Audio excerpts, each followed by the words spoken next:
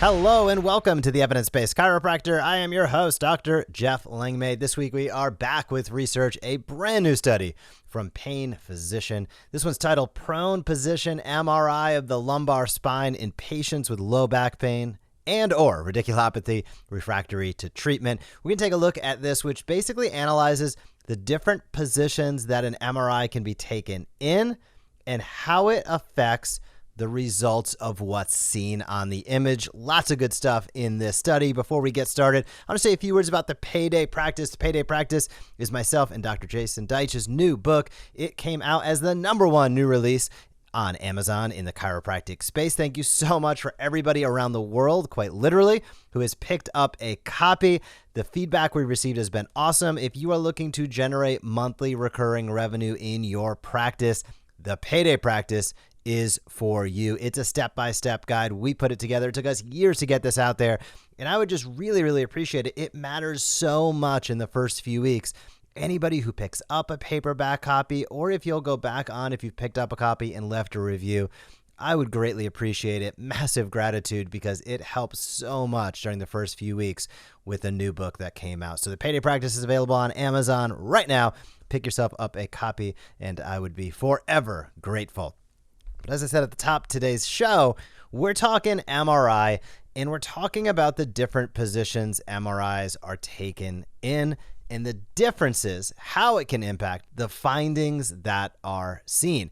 And this is a story as old as time. If you've been in practice more than one day, you're going to resonate with what I'm about to say. And that is, it's not unusual to see patients with moderate to severe low back pain. Some of them have radiculopathy, maybe some don't, and an MRI that looks clean. There are no findings. It's estimated, we dove into this deep in the personal injury world with the imaging company that I'm a part owner of, and we found that up to 30% of patients have minimal findings on their MRI after a traumatic accident. Now, we hear the other side of that story a lot, that everybody has findings on an MRI and they don't necessarily correlate with pain. Also true, but many people come in, and you see it all the time. They have minimal findings on an MRI. They might have radiculopathy. They have pretty bad pain. And everybody's kind of left saying, the patient's frustrated. I'm looking for a direction. As a doc, you look at that, and it's difficult to make a clinical direction because the evidence just isn't there to showcase that there's a disc issue, that there's a stenosis issue. And it becomes a really challenged situation. Now, what happens often, I'm going to say especially if these people visit a primary care doctor first, they're typically scheduled for an intralaminar or transforaminal epidural steroid injection in the prone position.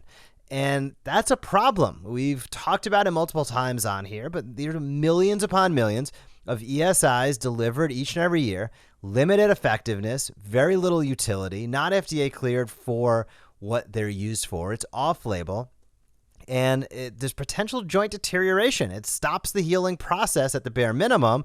And it's just not a good treatment option, yet this happens all the time when there's minimal findings. And I'm saying especially in the primary care medical world, because if they would have saw a disc, it would have been the referral out to the surgeon to chop away the disc, quote unquote. But when there's minimal findings, well, what are we going to do?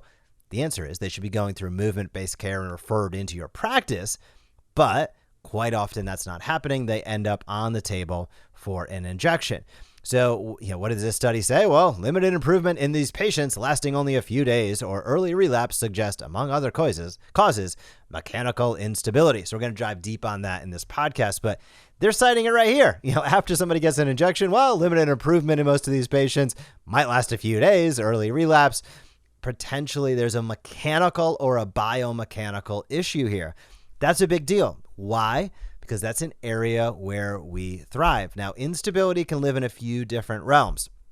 We discuss this a lot within AOMZ Diagnostics, which is a spinal imaging company that I'm involved in, where we do functional spinal imaging, weight bearing through full flexion extension, controlled and uncontrolled, because of these exact issues. Surgical instability is one thing, 5 millimeters or more of slippage. There's really a potential for catastrophic injury to the spinal cord. But when you have motion that's between 2.5 and 4.9, it's not surgical, but it's beyond normal. That's mechanical instability. And you think about how the vertebrae sit. You have the IVF, and the top half of that IVF is the superior bone. The bottom half of that IVF, the intervertebral foramen, is the inferior bone. Well, what happens when there's instability, when there's translation of a millimeter or two? One of those, half of the hole offsets on the other, creates a pinch. And that happens all the time. And when you think about an IVF being maybe 6 millimeters in width, 2 millimeters of slide is a big deal. 2 millimeters of slide is, 25, 30% of that IVF is taken just like that. 3 millimeters, you might have 50% of that IVF being crunched as somebody's going through motion or underweight bearing. That's not being picked up on. And quite often, I'm going to say it will never be picked up on with an MRI because it's not weight bearing, it's not functional. And quite often they're taken in what I'll just generally say, I guess, is the wrong position. So when you look at the clinical condition of these patients, many don't report pain when they're in the supine position. And some patients even experience improvement when they're in the supine position. So this study doesn't get into the functional spinal imaging with vertebral motion analysis that we do at AOMSI, but it does get into prone versus supine on the MRI side of things. So segmental lumbar motion, it's usually evaluated through, as we kind of discussed, flexion extension films. So what's the problem with flexion extension films? Well, historically, we've seen Punjabi and White say there's actually no utility in flexion extension films. Why? Because of a few different things. One is because you're missing so much of the information between neutral, flexion, and extension. Those are 3 moments in time. There's a 30% false negative rate, meaning 30% of the people that have no findings on flexion extension actually do have excessive translation. It's just not picked up. Why? Because it's only 3 moments in time instead of like a vertebral motion analysis, a full image of every moment, a video of what's going on every step of the way. The other is that it's uncontrolled. We've all had this. Patient, can you bend your head forward, take the flexion, and they stay in exactly the same position as they are neutral? I am. Can you bend back? They move their head, 0.2 centimeters. I am. You're just not getting a great data set. So you want controlled and uncontrolled bending, and you definitely want to have the opportunity to see everything that occurs, not just your endpoints. So segmental instability is defined as they say, vertebral body subluxation, excessive motion of more than 3 millimeters, or sagittal angulation, translation, disc height, 3 important things here. Subluxation, translation of more than 3 millimeters, or sagittal angulation of 15 to 25 degrees. So this study aimed to say, well, if we go prone and we go supine with the MRI, what happens? So patients suffering from chronic to severe low back pain with or without radiculopathy that had not responded to conventional treatments, multimodal care, physical therapy, interventional epidural blocks, facet blocks, radiofrequency ablation, that was what was included in the study. They did have to have a numerical rating scale, a pain scale, an NRS score of greater than 4. So the inclusion criteria were moderate to severe chronic low back pain, supine MRI, a normal dynamic X-ray. So a normal flexion extension X-ray, 30% false negative, right? Also poor response to treatments and pain worsening during epidural distension and in the prone position. So they're trying to see what's going to go on when somebody goes from prone to supine. A couple other things before we get into the exact data is they really wanted to standardize the nomenclature of disc pathology. I think this is just good information because bulges, herniations, protrusions, extrusions, most of the time we use them interchangeably. Some great take-home clinical pearls right here. They define disc bulging as circumferential enlargement of the disc, which could be symmetrical or asymmetrical. Disc herniation was a disc protrusion or extrusion from a focal bulge, generally greater than 3 millimeters outside of the vertebral margin. A disc protrusion was an eccentric herniation with a wide base connection with the disc in any plane, with the greatest possible distance between the margins of the disc material protruding from the margin of the disc base less than the distance between the margins of the base.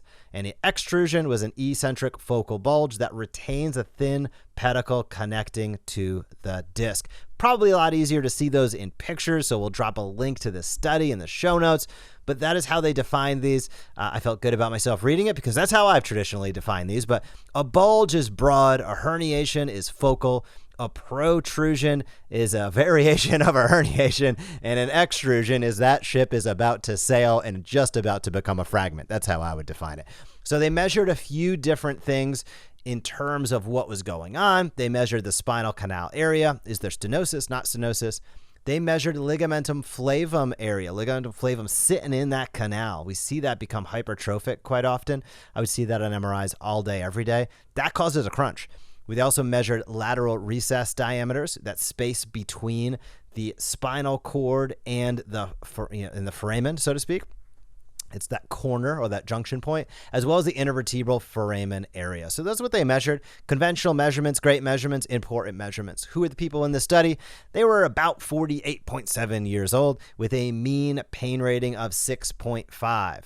And in the prone position, 6 cases of 19 were found to have herniated discs that could not be assessed in the supine position.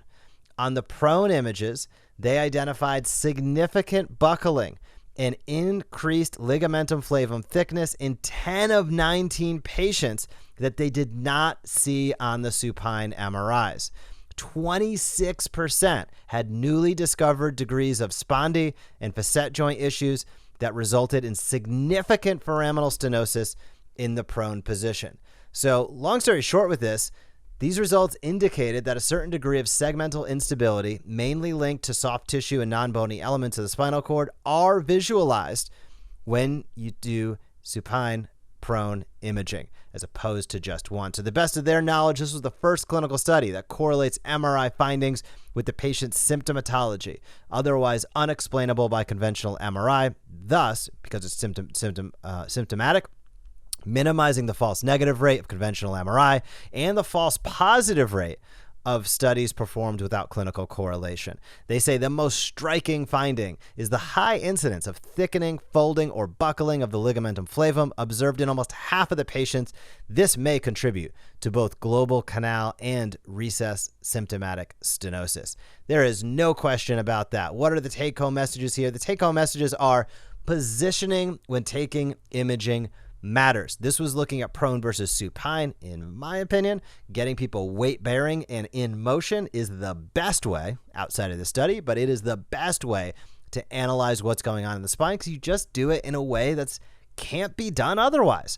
And when we look at these studies as well, there's 2 components, and we touched on this at the top, but I want to come back around to it. And that's, often MRIs get a bad rap as being overutilized. Are they or are they not? The conversation for a different day.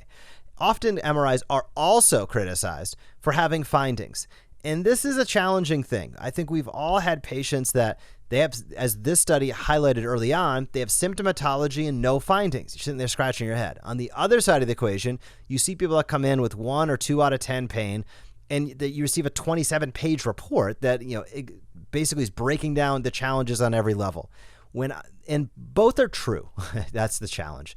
But the way I described it to a patient is I used to say, the MRI report is like putting a deck of playing cards all spread out across the table.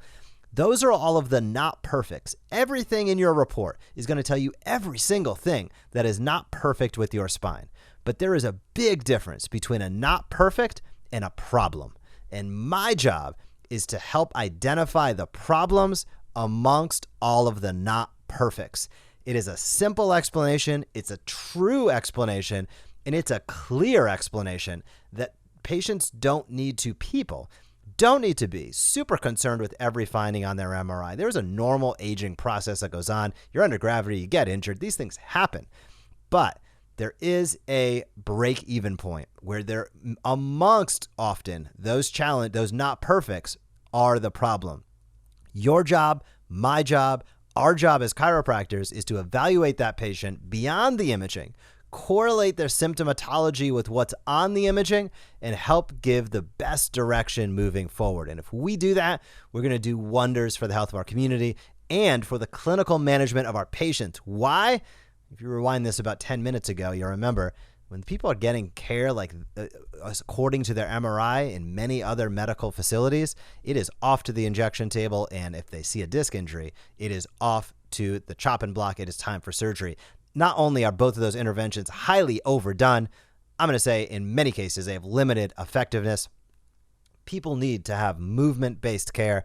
That is how they're going to get well. That is how they're going to stay well. And we need to tell that story time and time again because it is not told enough. So great study, great findings. I'll drop that link down below. Before we wrap up, I want to say a few words about PowerStep. PowerStep orthotics are what I use myself. If you have not picked up a free sample pair yet, you are doing yourself a disservice. As listener of the Evidence-Based Chiropractor Podcast, they're willing to hook you up. Head to pro.powerstep.com/sample. pro.powerstep.com/sample. Use the code EBC for Evidence-Based Chiropractor, EBC. They will hook you up with a free pair. I'll drop that link down below. Grab a pair. Why not? Check it out. I like them. My dad uses them. Check them out. They support us. We'll ask you to support them, and they're willing to give you a free pair. So there is a great place to get started. Additionally, if you're looking to build and grow your practice this year and you're looking to add on an associate doctor or a CA, don't go it alone based on gut. This is why docs stress out and have high turnover, because you don't hire every day. Who does hire every day? Chiro Matchmakers has hired for over 500 chiropractors, DCs, and CAs by using behavioral assessments, cognitive assessments, and a proven process to get it done right. You don't need to waste your time or energy. We say internally, we see it all the time. Hiring the right person can generate 7 figures for your practice over time. Hiring the wrong person is a 6-figure mistake. Why make that mistake? ChiroMatchmakers.com. If you're looking for an opportunity, we have over 100 available DC positions out there across the United States and really the world right now. So you can head over to ChiroMatchmakers.com. Or if you're looking to hire a DC or a CA, even if you're early on in the process, hook up with one of our recruiting specialists, ask some questions, get in the loop. We are here to be a resource and to help you each and every step of the way. So I hope you have a fantastic week in practice, and I will talk to you soon. Thank you for joining us on this episode of the Evidence-Based Chiropractor. If you want to grow your practice, come back for next week's episode. If you want to grow faster, visit the evidencebasedchiropractor.com and join our MD Marketing membership today.